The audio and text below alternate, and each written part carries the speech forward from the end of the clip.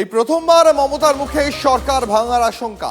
5 বছরের স্থায়ী সরকার করতে হলে ডাবল সেঞ্চুরি করতেই হবে, নইলে বিধায়ক কিনে নিয়ে সরকার ভেঙে দিতে পারে বিজেপি। ভবানীপুরের সভা থেকে আশঙ্কা প্রকাশ মমতা বন্দ্যোপাধ্যায়। শুনুন, 100 পার মানে 100 হয়ে গেছে, সেঞ্চুরি হয়েছে। ডাবল সেঞ্চুরি করতে হবে কিনা,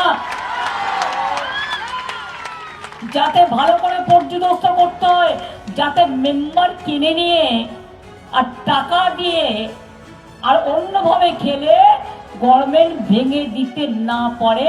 5 বছরের স্থায়ী গভর্নমেন্ট চাই। আর আমাদের সরকার থাকলে এনআরসিও হবে না, ডিটেনশনও হবে না, অন্য কিছুও করতে দেব না, এটা মাথায় রাখবেন। প্রবীণ বিজেপি নেতা তাপস রায় এই মুহূর্তে রয়েছেন আমাদের সঙ্গে টেলিফোন লাইনে। তাপস বাবু, এই প্রথম মমতা বন্দ্যোপাধ্যায়ের গলায় সরকার ভাঙার আশঙ্কার কথা শোনা গেল। তার মানে উনি শঙ্কিত কেন?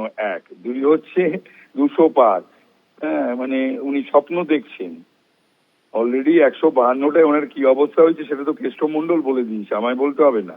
বলছে 15-16টা পাবে তৃণমূল। তারপরে হচ্ছে যে ওরা আশঙ্কা কেন, তার কারণ হচ্ছে অরাজনৈতিক মিক্সড ফ্রাইড রাইস ওনার দলটি। অরাজনৈতিক মানুষে ভর্তি, নায়ক নায়িকা গায়ক গায়িকা, যাদের কোনো পলিটিক্যাল, যাদের কোনো লয়্যালটি নেই বা তাদের ডেডিকেশন নেই।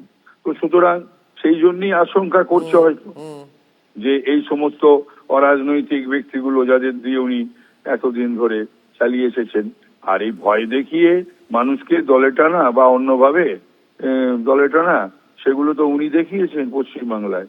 এবং এরকম অনেক আছে যারা বিভিন্ন দল থেকে ওনার দলে গিয়ে রয়েছেন। ধন্যবাদ আপনার প্রতিক্রিয়া আছে।